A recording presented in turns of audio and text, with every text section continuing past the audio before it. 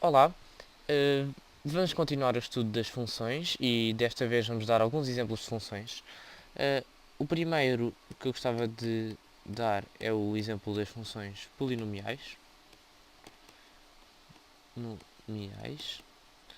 E são elas funções do tipo somatório de k igual a 1 até n de akx levantado a k, ou seja, a0x levantado a 0 que é 1, mais a1x mais a2x² mais até an x levantado a n. Estas funções, o seu comportamento depende, obviamente, do facto de n ser par ou n ser impar. No caso que n é par, a função será majorada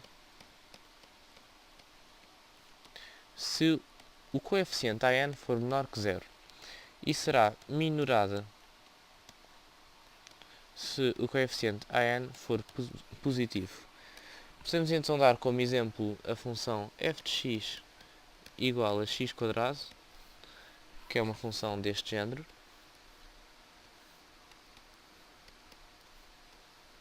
e portanto, obviamente, minorada porque o coeficiente a n, neste caso 1, é positivo. Por outro lado, se tivermos a função f de x igual a menos x², o coeficiente a n já será negativo, será menos 1, e como sabemos é uma função deste género, majorada pela reta da equação x igual a 0. Caso n seja ímpar, sabemos que vai ser sempre não limitada. Em qualquer caso, podemos dar exemplo da função f de x igual a x ao cubo, que é algo cujo gráfico é deste género, e portanto vai para menos infinito e para mais infinito. Estas funções têm como domínio sempre todos os reais, o conjunto dos números reais, e poderão ser ou não crescentes, poderão ser ou não pares ou ímpares, dependendo do caso. Podemos também falar de funções racionais, que são funções do tipo f de x igual a p de x sobre q de x, em que p e q são ambos polinómios. Por exemplo, podemos falar um exemplo qualquer, inventando um polinómio, por exemplo, x² mais 3x mais 4 sobre x à quinta mais x ao cubo. Isto é um exemplo de uma função racional. Basta pegar num polinómio e pegar noutro e dividi-los. Obviamente o domínio será o conjunto de todos os x pertencente aos números reais, tal que o polinómio de baixo é sempre positivo, é sempre diferente de 0, porque se for igual a 0, neste caso chegamos a uma divisão por 0, que é algo impossível. Podemos exemplificar com a função f de x igual a 1 sobre x, que tem exatamente o domínio igual ao conjunto de todos os x pertencente aos números reais, tal que q de x diferente de 0, neste caso q de x é x, e portanto temos x diferente de 0, e é o que se verifica quando desenhamos o seu gráfico, porque obtemos algo do género, em que não existe imagem para o ponto zero. Dois exemplos de funções importantes são a função exponencial e a função logaritmo. Mais à frente, quando falarmos de funções inversas, veremos que uma será a inversa da outra, mas de qualquer forma podemos já introduzi-las e dizer que a exponencial é definida por f de x igual a e levantado a x, também por vezes é designado exponencial de x, e o logaritmo é algo do tipo logaritmo de x, que talvez antigamente no secundário escrevessem da forma ln de x. Aqui, sempre que eu escrever logaritmo, vou estar a falar de ln, o logaritmo de Neper. O domínio da exponencial é r, mas o seu contradomínio é r+, e neste caso o domínio do logaritmo será r+, e o contradomínio r. tem um gráfico deste género, a exponencial, e o logaritmo tem um gráfico deste género, com 0 no ponto 1 e aqui com uma ordem na origem de valor 1.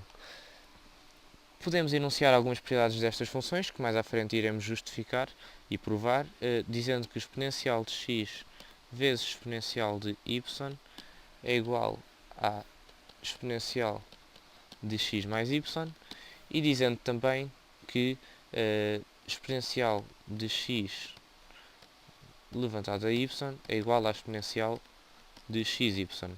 Por outro lado, sabemos que logaritmo de x mais logaritmo de y é igual ao logaritmo de xy, e sabemos também que logaritmo de x levantado a y é igual a y vezes o logaritmo de x, portanto, se tivermos um expoente, podemos passá-lo para fora do logaritmo. São duas propriedades importantes que iremos usar várias vezes. Outro tipo de funções que podemos introduzir são as funções trigonométricas.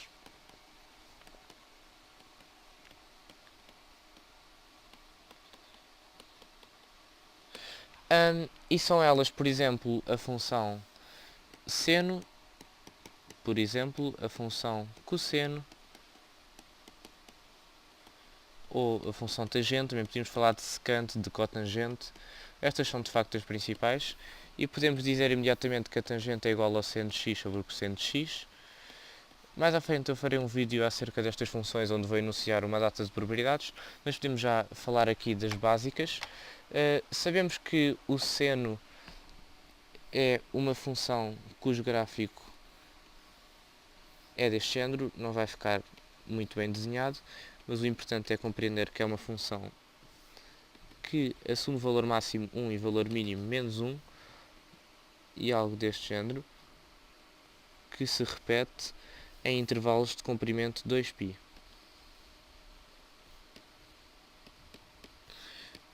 Por outro lado, o cosseno também se repete em intervalos de comprimento 2π, mas neste caso é 1 na origem, então podemos desenhar da seguinte forma.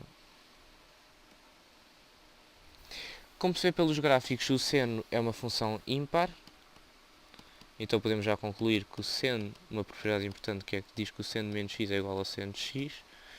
Por outro lado, o cosseno é uma função, menos seno de x.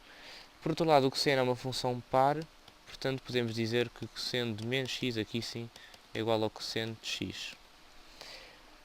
A tangente tem um gráfico mais complicado de desenhar, e sabemos que o seu domínio será o conjunto de todos os pontos em que o cosseno é diferente de zero, e o cosseno só é igual a zero nestes pontos, que são π sobre 2 menos π sobre 2, e portanto podemos escrever π sobre 2 mais kπ,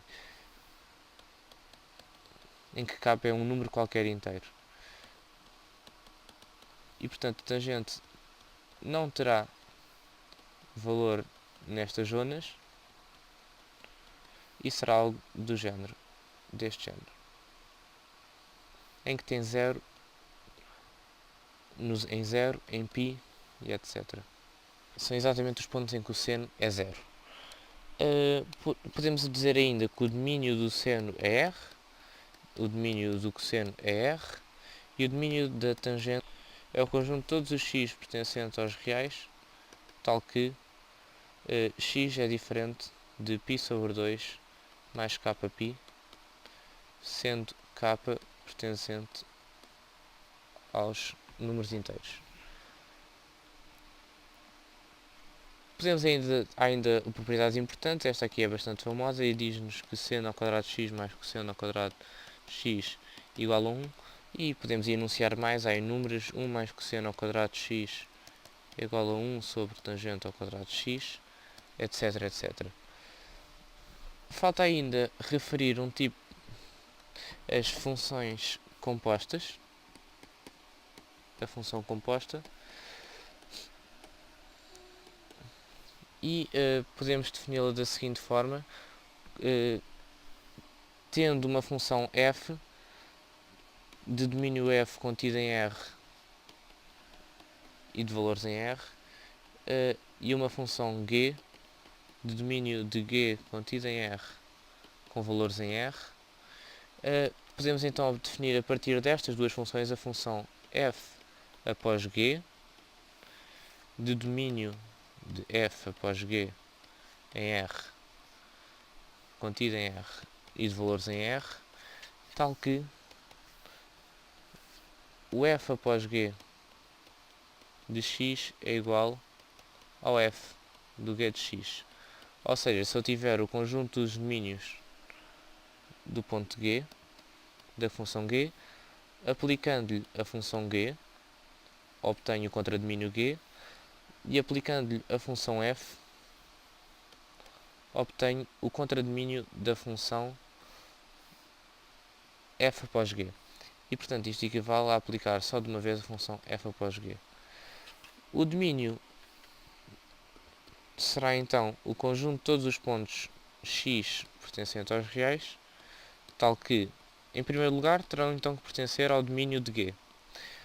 Por outro lado, ao aplicar a função G, todos estes pontos são do tipo G de x, mas também têm que pertencer ao domínio de f, porque senão não lhes poderia aplicar f.